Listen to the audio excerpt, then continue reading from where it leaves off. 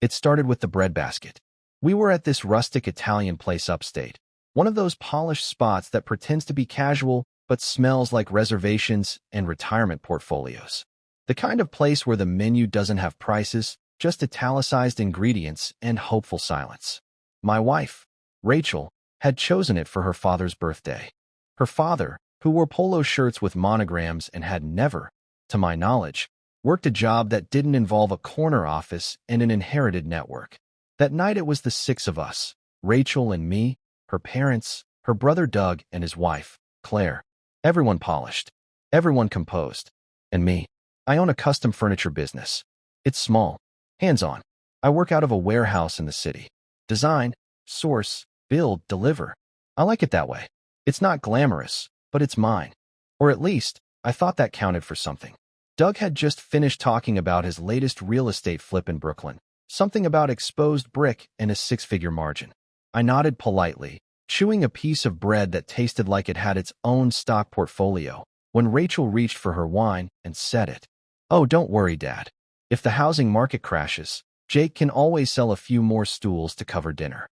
She said it with a laugh. Light, breezy, like it was harmless. Like I was in on the joke. Doug chuckled. Claire did that little nose scrunch smirk, like someone trying to hide amusement and failing. Her father barked out a laugh. Not malicious, but the kind that carries weight. Like he was relieved the attention wasn't on him for once. I froze, my hand still holding the bread, my knuckles white around crust. Rachel didn't look at me when she said it. She didn't have to. The way she sipped her wine, the way her shoulders relaxed, I could tell. This wasn't a one-off. This was practiced, rehearsed, even.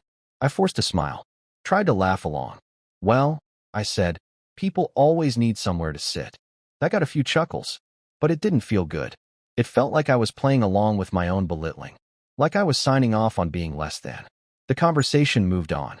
Talk of summer homes and Europe. Stocks. Rachel's mother asking Claire about Pilates and wine pairings.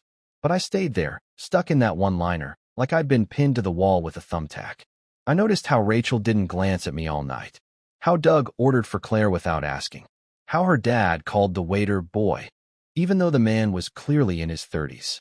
I noticed the name of the place again, etched into the leather menu. Luciano's.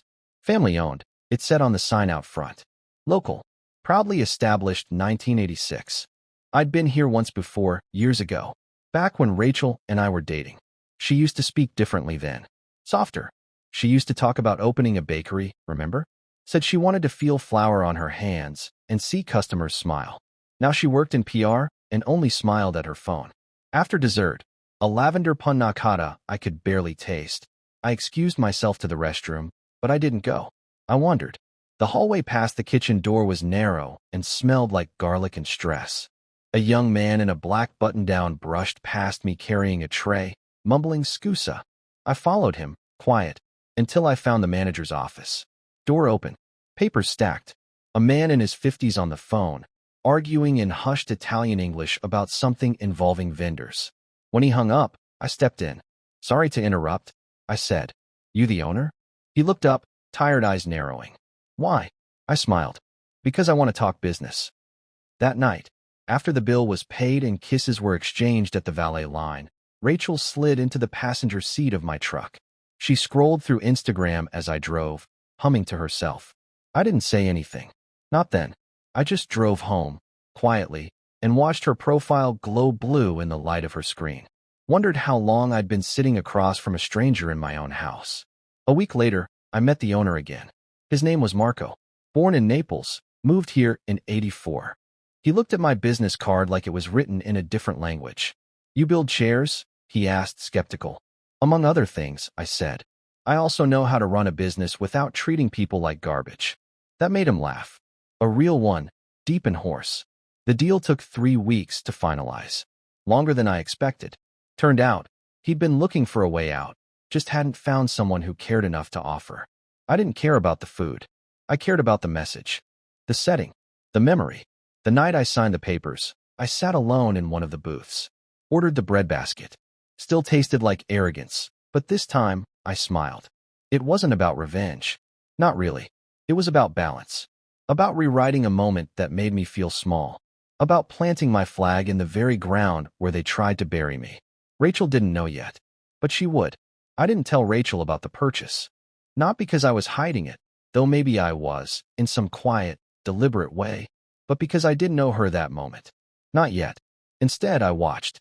Observed the way she kept brushing off my work when friends asked how things were going. He's still doing his little projects, she'd say, like I was building Lego sets instead of designing real hardwood dining tables for downtown lofts and boutique hotels. I waited. Sometimes, I drive by Luciano's on a Thursday night and park across the street, just to watch the lights flicker through the window. The sign still said EST 1986. But underneath, in the paperwork filed neatly at my lawyer's office, it now also read, Property of Jake Ellison. I didn't change anything at first. No renovations. No big announcements. Just asked Marco to stay on a bit longer, transitioned gently. Told him I wanted the staff kept intact. Let them feel safe. They deserve that. Rachel's father's birthday came up again a few months later. Same time of year. Same rolling breeze outside. And Rachel, like clockwork, said over coffee one morning, should we just go to Luciano's again? It was nice last year. I shrugged. Sure, I said. Sounds good. She didn't look up from her phone, but she smiled. You'll want a budget for it though, babe. I doubt you've sold enough bar stools to cover the bill. She laughed at her own joke. I didn't. I just took a sip of my coffee. Let the moment pass like a shadow over a sundial. It was all timing. That Saturday night, we pulled up to Luciano's in her dad's Range Rover, because of course he offered to drive. Rachel wore emerald green, a tight fit, expensive, loud. She walked in ahead of me, greeting the host like she owned the place. But I did. Doug and Claire were already seated, wine poured, napkins in laps. Her parents followed behind, the whole pack of them settling into the leather-lined booth with the confidence of people who'd never been told no. Same table, her father grinned. Nice touch, Ratch. She beamed like she'd arranged it herself. The waiter came over, young, attentive, kind. I remembered his name. Tomas. He glanced at me, paused slightly, then smiled. Good to see you again, he said. We've got the specials ready, and the chef wanted me to say thank you again for everything, boss. Rachel's glass froze halfway to her mouth. Doug looked at me. Boss. Claire laughed awkwardly. Wait, did he mean? The waiter kept smiling. Yeah, Mr. Ellison here. He's the new owner. Been helping with some amazing changes behind the scenes. The kitchen's never been happier. You could hear a pin drop. Even over the piano music and the clink of cutlery, it was like time took a breath and forgot to exhale. Rachel stared at me, her mouth slightly open. She started. I turned, real calm, real slow, and said, yeah, bought it a couple months ago. Her father blinked. The whole place. Hum. I said, unfolding my napkin. Well, technically I bought the land, the brand, and the rights to the menu. But yeah, all of it. Doug's fork slipped and clattered against his plate. Claire looked like someone had swapped her rose for vinegar. Rachel finally found her voice. Why wouldn't you tell me? I looked at her. Not angry. Not smug. Just clear. Thought it was just one of my little projects. The waiter, God bless him, kept standing there. Bless his timing. Bless his unwitting brilliance. Should I bring the wine list, sir? He asked. Please, I said. Rachel was still trying to find her footing. Her voice was quieter now. You seriously bought a restaurant just because of what I said? I met her eyes. No, I said. I bought it because I believed in it. Same reason I started my company.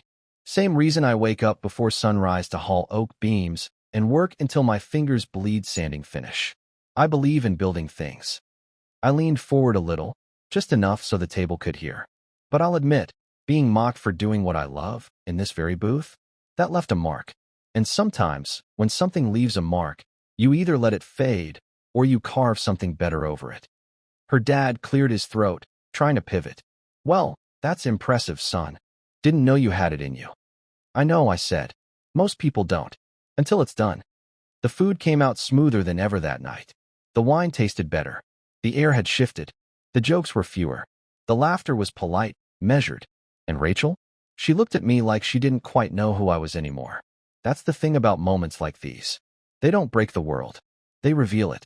She thought I was small, but I'd never felt taller. The ride home was silent. Rachel stared out the window like the trees might explain something I couldn't.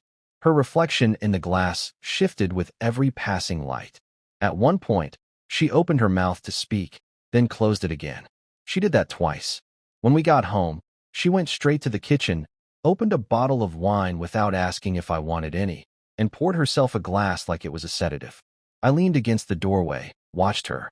She didn't look up. "You planned that," she said eventually, her voice low, unreadable. "Plan what?" "The waiter. The reveal. All of it. You wanted to embarrass me." I shook my head. "No. I just stopped protecting your version of me." She turned then. Really turned. Her eyes searching mine like maybe, just maybe, the man standing there wasn't the one she'd grown so comfortable belittling. "That night," I said, "at your dad's birthday last year, you laughed at me like I was a child playing house. In front of your family, your brother, your father, and not once did you think to apologize. You just kept doing it. Jokes, comments, every chance to remind me I wasn't enough." She set the wine glass down too hard. "I didn't mean it like that. It was just teasing." "No," I said. "It wasn't. It was subtraction. Little ways of making me less, so you could feel more." Her voice cracked. "You think I don't believe in you?" I didn't answer. Not directly. I just walked past her to the small side table by the stairs, where I kept the mail, and picked up a letter I'd been holding onto for weeks. I handed it to her. She unfolded it, scanned the header, Design and Function Quarterly. A full-page feature about me. My company. My work. They asked for an interview after one of our tables got picked up by that boutique hotel in Seattle. I said, "It's a big deal in the custom design world." She stared at the page like it was written in code. Like maybe it didn't make sense anymore. Me being seen. Me being respected. Me becoming something without her spotlight shining on it. "Why didn't you tell me?" she asked, more to herself than to me. I shrugged. "Felt like you weren't listening." She sat down then, on the edge of the couch. Deflated. Small. The woman who'd worn emerald green and laughed too loudly at her father's table now looked like someone trying to remember how to be human. I walked to the doorway, paused, and said, "Rachel, I didn't buy that restaurant to show off. I bought it to remind myself I can own the space I'm in. Literally, if I have to." She didn't speak, just nodded, once, and stared at the magazine in her lap. A week later, she asked for space. Moved in with her sister for a while. Said she needed time to reevaluate things. I didn't stop her. Didn't fight. I just kept building. Orders kept coming in. The warehouse buzzed. A cafe in Oregon wanted 10 tables by November. A gallery asked if I'd exhibit a line of chairs made from salvaged stormwood. I said yes. People saw me. Not as someone's husband. Not as a man who got lucky. But as someone who made things that lasted. I don't know what'll happen between Rachel and me. Maybe we'll find our way back. Maybe we won't. But either way, I won't shrink to fit someone's comfort again. Because here's the truth. The dinner didn't break me. It clarified me. And the restaurant? That wasn't revenge. It was a declaration that I will not be laughed out of my own story. Not again.